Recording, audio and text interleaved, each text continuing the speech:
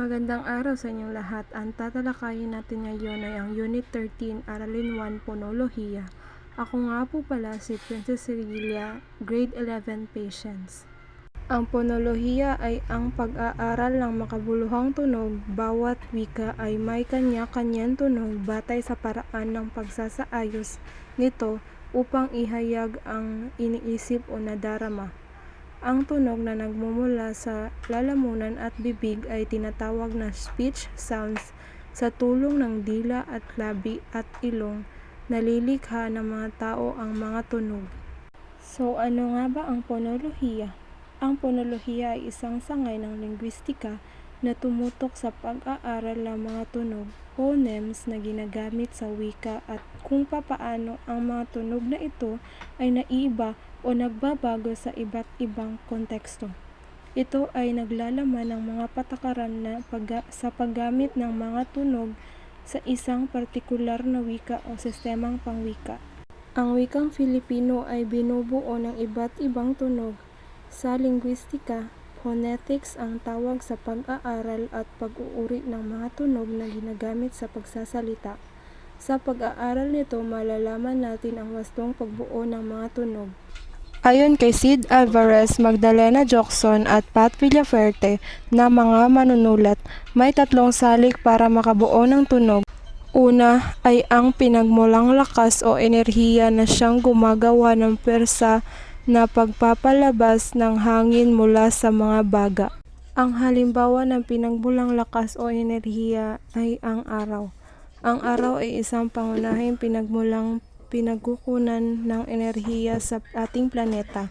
Ang araw ay naglalabas ng malaking halagang ng enerhiya sa anyo at liwanag at init. Ang enerhiyang ito ay maaaring gamitin para sa iba't ibang layunin tulad ng pag-init ng lupa, pagbibigay ng liwanag at maging para sa proseso ng photosynthesis sa halaman.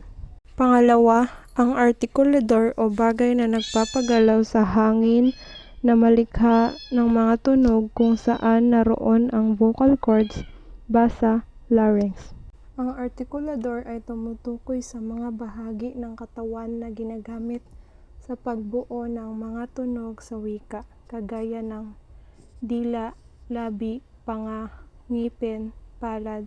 Sa bawat pagkilos ng mga artikulador na ito, nabubuo ang iba't ibang tunog ng wika.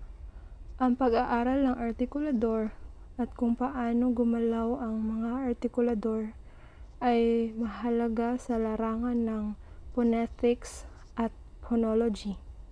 Pangatlo, ang resonador na siyang sumasala ng mga tunog papuntang bibig. Ang mga tagasala or filters ay ang mga organ na nasa itaas ng larynx, kagaya ng pharynx, oral cavity at nasal cavity.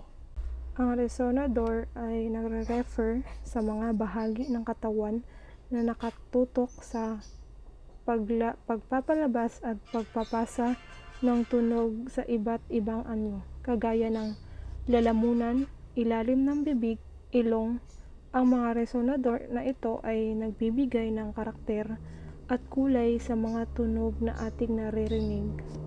Ang pag-aaral ng mga resonador ay mahalaga sa pag-unawa ng kung papaano nagaganap ang pag-produce ng tunog sa wika at kung paano ito nagbabago depende sa konteksto.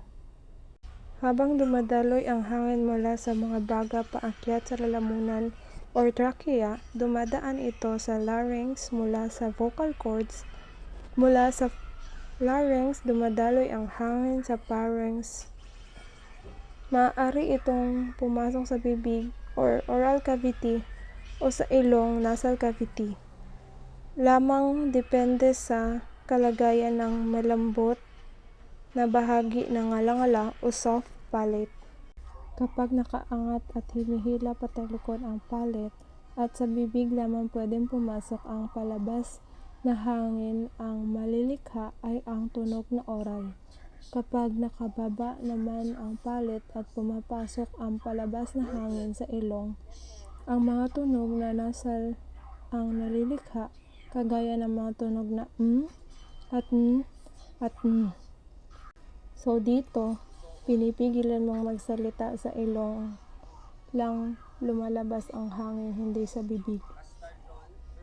Pinipigilan mong magsalita at ang hangin lumalabas lang sa ilong, kagaya ng at Nasa bibig ang apat na mahalagang sangkap sa pagbigkas ng mga tunog, kagaya ng dila at panga sa ibaba, at ngipin at labi sa unahan, matigas na ngalangala sa itaas, malambot na ngalangala sa likod. Dahil malayang naigagalaw ang panga at dila, nagbabago-bago ang hugis at laki ng espasyo sa loob ng bibig. Ito ang dahilan kung bakit napag-iiba na rin nang nagsasalita ang uri ng tunog sa lumalabas sa bibig. Ponolohiya ng wikang Filipino. Ang pag-aaralan natin ang ponolohiya ng wikang Pilipino. Ang ponolohiya ay ang sangay ng lingwistika at natumutok sa pag-aaral ng tunog sa wika. Ito ay ang naglalaman ng mga pagsusuri sa mga tunog na ginagamit sa iba't ibang wika, kabilang na ang Filipino. Ang ponolohiya ng Filipino ay ang nag-aaral ng mga tunog o phonema sa wika na ito. Ang phonema, ito ang pinakamaliit na unit ng makabuluhang tunog ng isang wika. Ano nga ba ang phonema? Phonema ay isa sa mga unit ng tunog na nagpapakita ng kaibahan ng isang salita mula sa isa pang salita ng partikular na wika. Halimbawa, ang basa. Sa Ingles naman ay read. Ang tasa, sa Ingles naman ay cup. At lasa, sa Ingles naman ay taste, ay magkakaiba ng kahulugan dahil sa mga phonemang B, T, at L. Tandaan, walang pantig sa Filipino na walang patinig o vowel. Kaya naman ang patinig ang pinakamahalagang bahagi o sangkap ng isang pantig. Mga panitig or vowels. Maaring iayos ang isang talahayan ayon sa kung aling bahagi ng dila ang gumagana sa pagbigkas ng isang patinig at kung ano ang posisyon sa pagbigkas. Pag-aralan ang talahayan sa ibaba. Ang patinig ay bumubuo ng malaking bahagi ng mga salita sa Filipino at may malaking papel sa pagsasaayos ng tunog sa wika. Ang pagkakaiba sa paggamit ng pangapanitig ay maaaring magdulot ng pagkakaiba sa kahulugan ng mga salita. Halimbawa, A. Bahay, I. Serye, I. Isda, O. Bola, U. Tubo. Mga katinig or consonants. Maaaring iayos ayon sa punto at paraan ng artikulasyon at kung ang mga ito ay bibigkasin ng may tinig MT o walang tinig WT. Pag-aaralan ang talahayan sa ibaba. Ang mga katinig ay ang mahalagang papel sa pagbuo ng mga salita sa Filipino.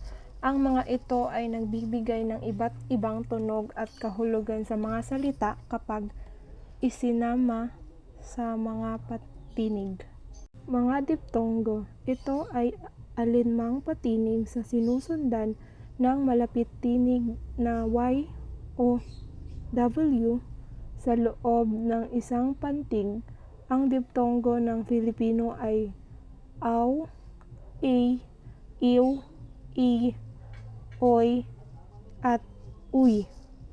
Ang halimbawa ng mga diptongo ay ang ay, aray, oy, saboy, uy, buyog, i, liad, aw, araw. Mga pares minimal. Ito ay ang mga pares na salitang na magkaiba ng kahulugan ngunit magkapareho ng pagbigkas, maliban sa isang ponemang nasa magkatulad ng posisyon. Halimbawa, sapantaha at sabantaha. Kahulugan sa unang salita ay ang sapantaha ay may ibig sabihin na bahagi, samantalang sa pangalawang salita, ang sabantaha ay may ibig sabihin sa halagang nag-iisa. Mga ponemang suprasegmental.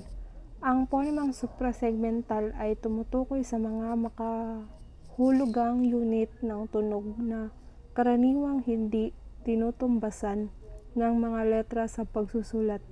Halip isinisimbolo ito ng mga notasyon ponemiko upang matukoy ang paraan ng pagbigkas.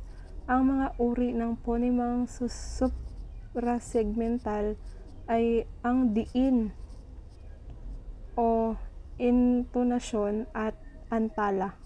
Ang halimbawa ng ponemang suprasegmental ay tono.